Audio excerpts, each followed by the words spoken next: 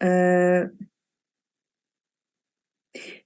now for this very last conference, we welcome Katja Kochvar from Memorial University of Newfoundland.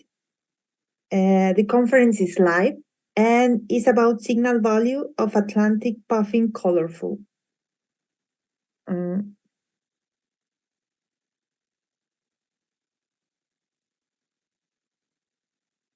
All right. Hi, everyone. Everyone can hear me okay? Looks good on your end?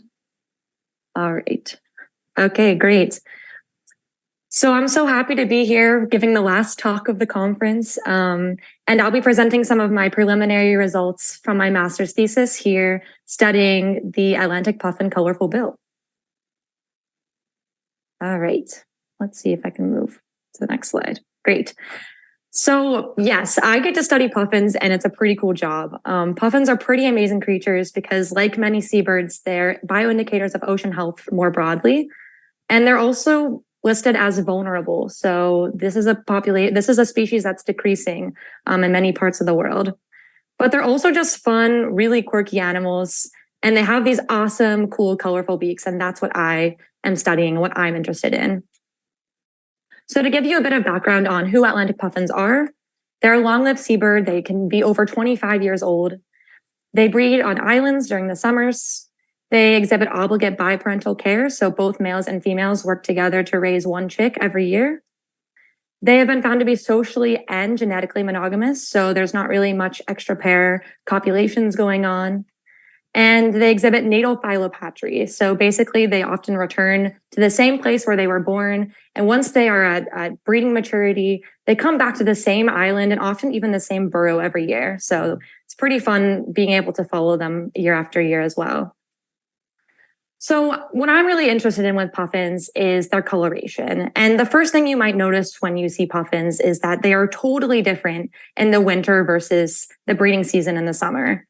So in the winter, they're really dark colored, especially in the face.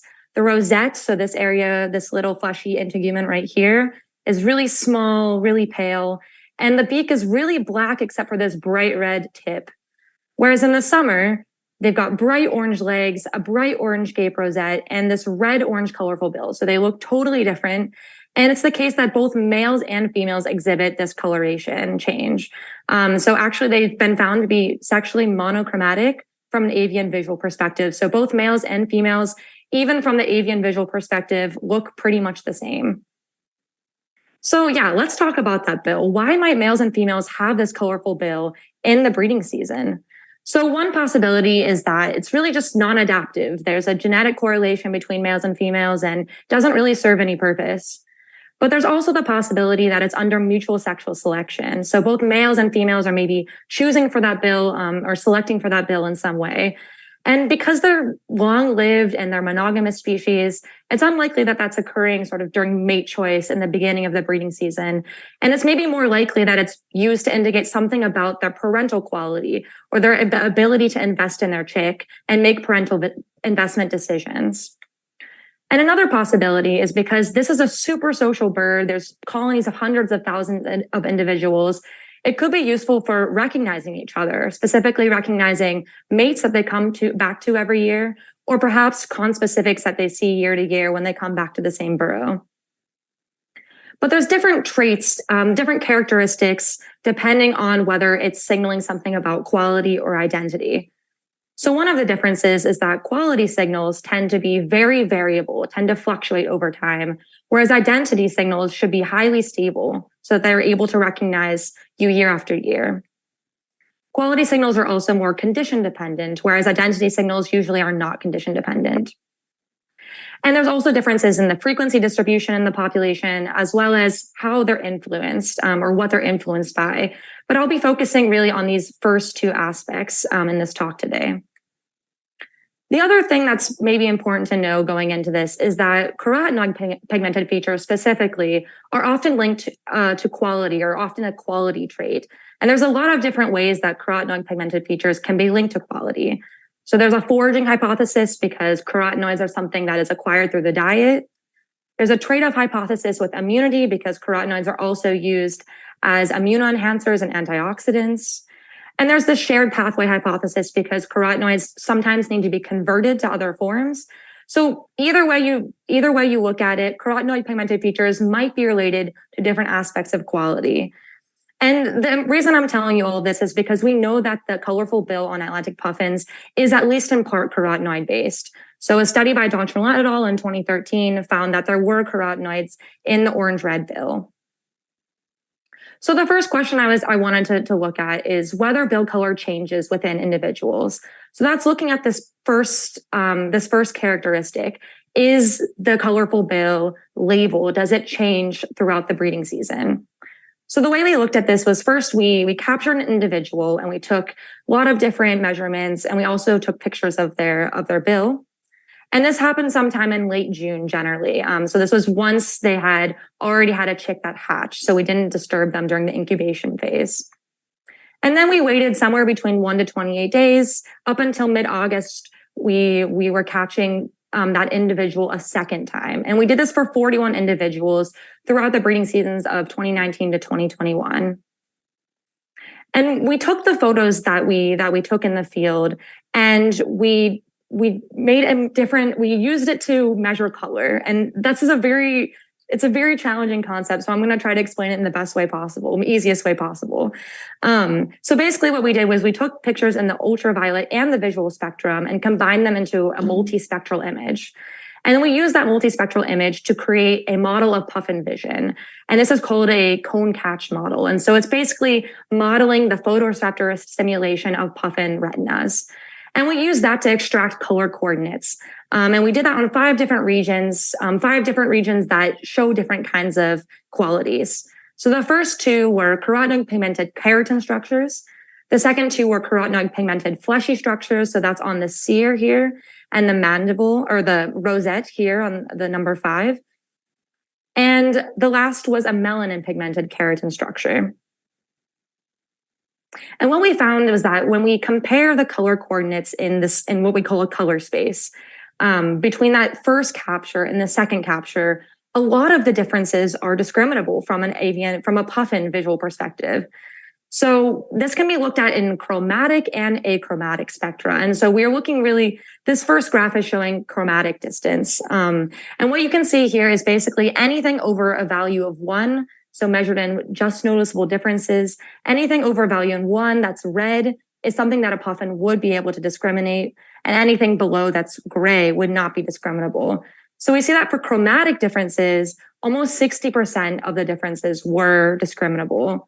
Whereas for brightness, it was even larger. Over 70% of differences were discriminable. So it does seem like color is changing over time. But we also wanted to know on what scale or to what degree is color changing. And we found that for the rosette, this was especially interesting to look at because the rosette changes on a very rapid time scale, and it has a very significant difference with the amount of time between the 2 capture dates. So that's what you see on the x-axis here is the time difference between the first date of capture and the second date of capture. And on the y-axis is again color distance measured in just noticeable differences. And this is a significant relationship. So it does change. It does become more noticeably different depending on how many days there were between the 2 capture dates. And we can use that then to calculate a threshold of discriminability.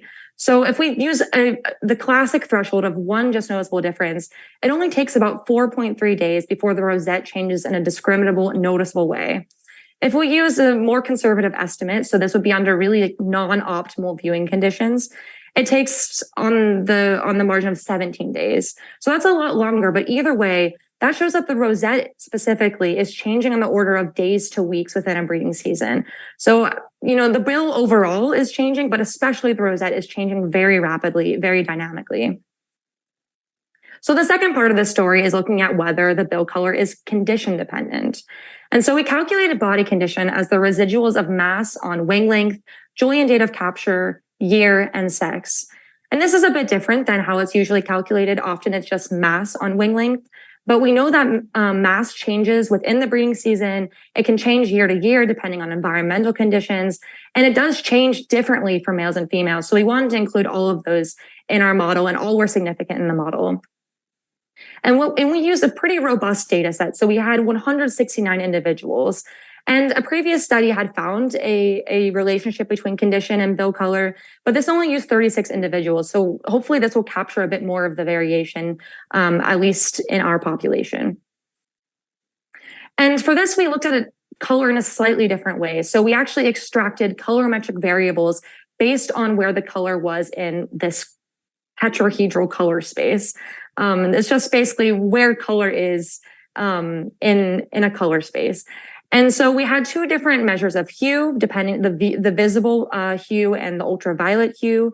And we had a measure of chroma, which is achieved saturation, as well as luminance or brightness. And basically looked at all of those colorimetric variables and said, do any of those on any region of the bill correlate with body condition? And we found only one instance where that was the case. So for the lower mandible, hue in the visible spectrum was positively related to body condition. However, we did a lot of different comparisons and we thought it was probably good to correct for that using a Bonfermi correction. So once you do that, none of our colorimetric variables on any of the regions were significantly influenced by body condition. So I think based on our results here, it's pretty safe to say that bill color is not condition dependent, at least in this population. Okay, so we're getting kind of mixed results here, right? So it's a label trait, but it's also not condition dependent. Well, because of this carotenoid base, we decided to explore the hypothesis of it being a quality trait a bit further. And specifically, if bill color indicates something about parental quality. So parental quality can be measured in many different ways, but kind of the most straightforward for puffins was evaluating chick growth. So, chicks grow very much dependent on how their parents forage for them, care for them. And so if chicks are not growing well, parents are probably not taking care of them well. So with this, we thought this was a pretty nice direct sort of measure of how parents are doing in caring for their chicks. So we looked at a couple of different biometrics. We looked at mass, which was best fit by a quadratic model, wing length, which was best fit by a logistic model, and the 10th primary, which was best fit by the extreme value function. And then we thought, okay, what else might influence chick growth? Well, one of those factors might be when the chick hatched. So we also determined when chicks hatched in the breeding season. And we found that they kind of perfectly separated out into these two groups of early hatchers and late hatchers. And the cutoff ended up being the mean hatch date on June 29th, which was exactly when the local prey availability was reported in the area. So it seems kind of like, okay, late hatchers were also more synchronous, which was kind of this perfect thing that worked out to see whether, okay, is hatch group also something that might affect chick growth? So when creating these models, we have a lot of different variables and we had to avoid multicollinearity by removing some of them. So for response variables, we just ended up looking at growth rate for each of the biometric variables. And for predictor variables, we end up looking at, okay, what coloration variables are not correlated with each other? So that worked out to this set of variables plus body condition and hatch group. And we had a separate model for females, different sets of variables, but as also including adult body condition and hatch group. And so what we found here is that there are some signs that rosette hue in females could be important for wing growth. And that's especially the case in early hatchers. And this is kind of a small data set. So that's why I kind of just say signs. I think it warrants further exploration. But what you can see here is that as rosette hue in the visible spectrum increases, so does wing growth rate. And just to orient yourself, you here, on the x-axis, a lower value of rosette hue is a rosette that's more reddish orange, whereas a higher value is more orangish yellow. So really it's those rosettes that are more orange yellow. In those individuals, their chicks had higher wing growth rates. And this was really mostly only the case for early hatchers. And late hatchers, we didn't have quite enough to really make any conclusions there. So that was really the only result that we found a relationship between coloration and parental quality and chick growth. But we also found a really interesting relationship between hatch group and chick growth. And this was especially the case for structural growth, specifically wing length and P10 length.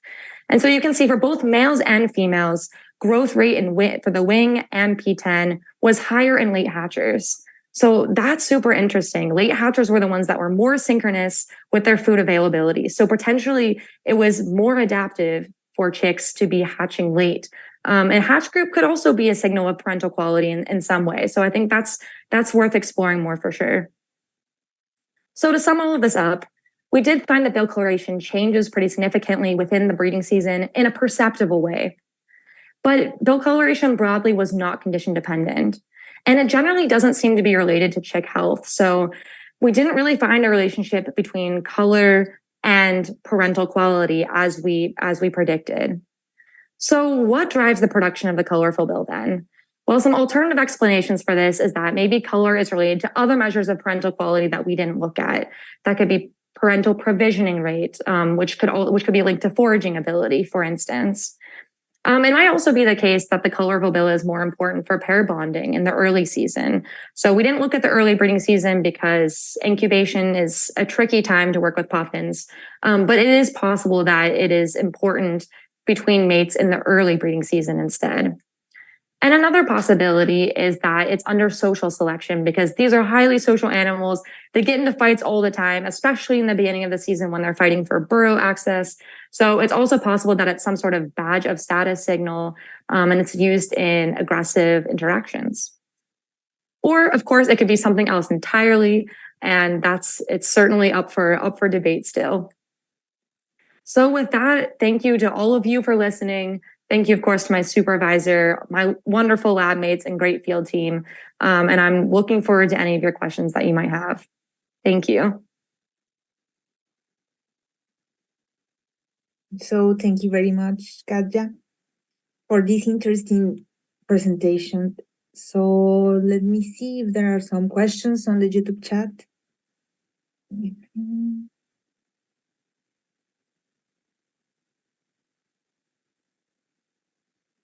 Well, no yet. Let's wait a few more seconds. Yes, there is one. Amanda is asking, do males and females have equally colorful bills? Yeah. So I mentioned that in the beginning. So there was one study that showed that they are monochromatic. So basically, the colorful bill is not different between the sexes. And I've actually been able to look at that in my sample as well. And I wasn't able to report on that today, but I'm finding basically the same thing. And you can look at that in a couple of different ways, but I ended up looking at, I used both of the methods actually that I presented here. So I looked at whether there was a sort of a perceptible, discriminable difference, but I also looked at whether there was a difference in colorimetric variables as well. And it seems like broadly, there aren't any differences between males and females. They're equally colorful. Thank you very much. There's another comment from Valentin. He says, very impressive work. Congratulations. And Evie says, impressive work. I had a naive question. Why quantify color in HSL space as opposed to RGB space? Yeah, that's a great question. I prefer working with color space because, especially in terms of in a selection context, when we're thinking about what adaptive function the bill might have, I think it's most interesting to think about it in terms of discriminability, in terms of what puffins can perceive. So I think plotting it in a color space like that allows you to extract really informative colorimetric variables based on their perception, and also really permits looking at these just discriminable differences, which are really abstract and really crazy, but also really, really interesting and really informative. RGB I think is good, is better for looking at maybe more, what is the word? Less on the adaptive function and more on the production of the color. So I think color space is better suited for adaptive function questions. Thank you. So Amanda says, thank you. Sorry, I must have missed it, being distracted by all the cute puffin pictures. It's normal, Amanda. Yeah, I had to include as many as possible, right? Alexis said, great work. And well, I have a question. At the end, you said that maybe for future directions you would like to test for the colorful changes as related to, how can you said, to the, if they fight or something like that. I missed the word. Yeah, no, let me go back to that. Oh, not the end of the slide. Yeah, for in aggressive interactions and social interactions, yeah.